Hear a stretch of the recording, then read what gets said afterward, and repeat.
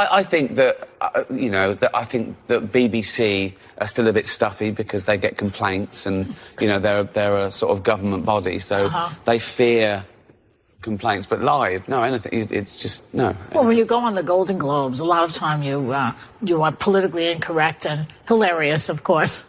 Thank you. And so, Thank you. So this is, well, yeah.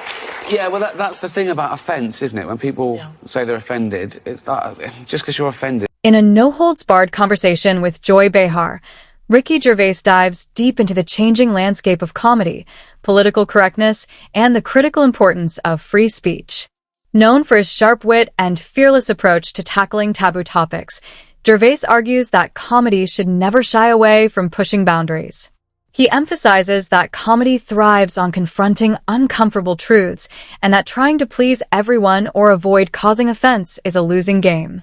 After all, what offends one person might not affect another, and being offended doesn't automatically make you right.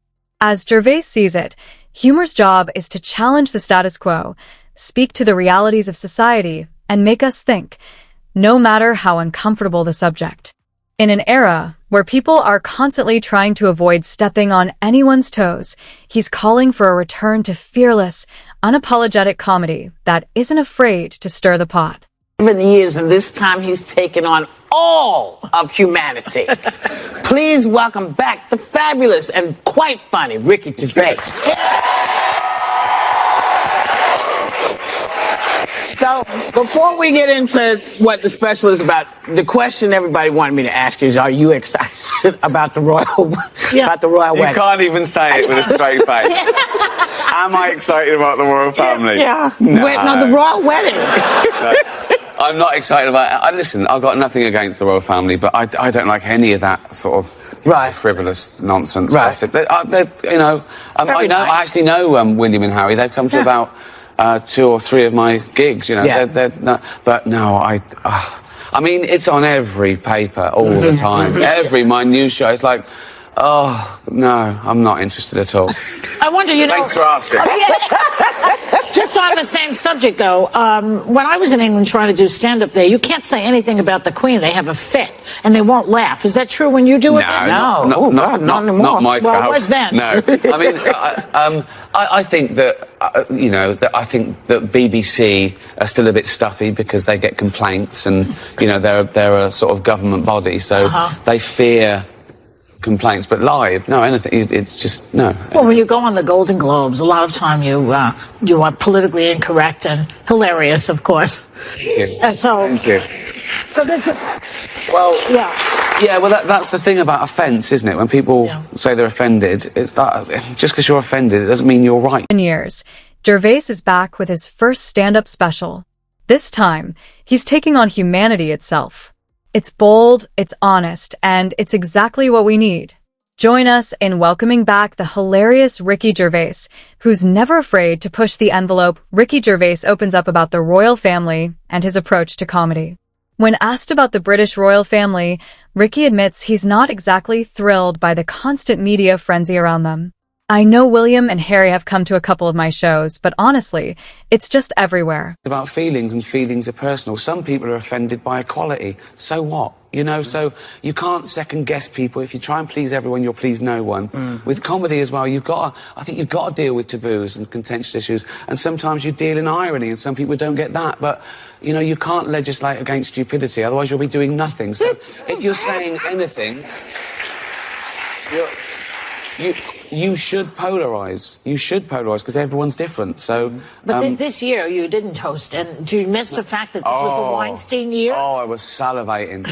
Honestly, I got an adrenaline rush thinking of what I could say and whether I'd have to go to jail. And I like that opportunity because I do like that. When there's a tension, when there's an elephant in the room. Although he wasn't there this year. I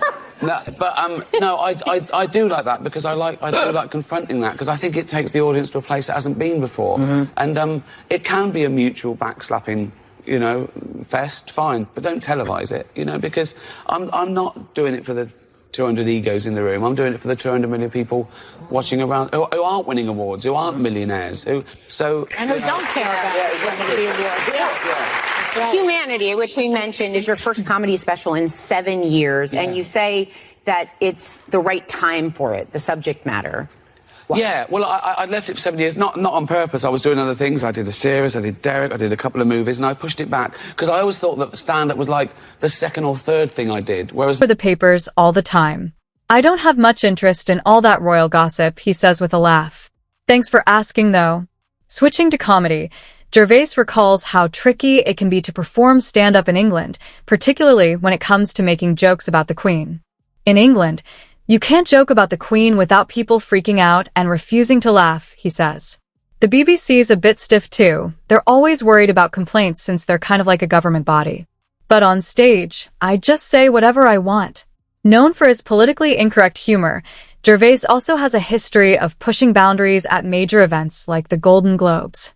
People often get offended by what I say, he acknowledges, but that doesn't mean I'm wrong. Just because it's such a privilege, and freedom of speech is so important these days. And you've got to, you know, I've reached the age now where I don't care anymore. You know what I mean? It's like, welcome aboard. What's the worst that can happen? Welcome aboard. I'm going to die soon. Yeah. So I'm offended. I'm going to die. So what? You know, so... You made enough money at this point. Exactly. Yeah. Yeah. You don't have to care. You know, I'm going to give that to animals anyway, just to see the look on my stupid family's face. The right thing to avoid saying. Ricky believes comedy should never shy away from tough or taboo topics. If you're trying to please everyone, you'll please no one. Comedy has to challenge norms, even if it ruffles some feathers, he explains. If you want to talk about real issues, things that matter, you can't be afraid to go there, even if some people don't get the irony. You can't cater to everyone's feelings. He adds that trying to second-guess the audience is futile. People get offended by the weirdest things. Some are offended by equality. You can't please everyone. You have to be willing to take risks in your material, because if you don't, you'll be stuck playing it safe and not saying anything meaningful. As for his time hosting the Golden Globe... It's nice to look back and it's a celebration. I talk about my mum and dad and who aren't with us anymore, and jokes about the mum and mum's funeral, you know, because that's what I think that's what humour's for. It gets us over bad stuff. So it's a sin to joke about all the bad things. That's a waste, because that's exactly what we should joke about. I also feel that when you talk about people who have gone to the next world, whatever that is, that you're keeping them alive in a way. Well, yeah, they exist. Yeah, they're still there. Yeah, of course. Yeah. And, you know, I tell it, you know, there was a lot of truth, so I tell the truth, you know. It's not just this idealised view of your mum. You tell, you know, why. I remember when I was 12, I got older brothers and sisters, which is why I'm like I am, I suppose. I had to show off to be heard, right? And they're much older than me. They're like 11, 13 and 14 years older than me. And I remember when I was about 12, I said to my mum, why are my brothers and sisters so much older than me? And she said, you were a mistake. He admits he kind of misses the adrenaline rush. I always loved the tension when there was an elephant in the room, like when we were talking about Harvey Weinstein. I'll admit, I kind of relished the idea of what I could say and whether I'd end up in jail for it. He laughs. But that's the fun of it. It's about confronting the uncomfortable truths and not being afraid of the reaction. Ricky Gervais discusses his bold approach to comedy, the importance of free speech, and his return to stand-up. Ricky Gervais believes in taking his audience to places they haven't been before with his comedy. Comedy can be a back-patting festival for the celebrities in the room, but that's not what it's about for me, he says. I'm not performing for the egos in that room. I'm doing it for the 200 million people watching at home, people who aren't winning awards, who aren't millionaires, and who don't care about all the fancy, self-important stuff going on in Hollywood. Reflecting on his long-awaited return to stand-up, Gervais explains why now feels like the right time for his first comedy special in 7 years. I didn't purposely take a break from stand-up, he admits. I was busy with other projects, TV shows, movies, but over time I realized stand-up is actually where I want to be. It's what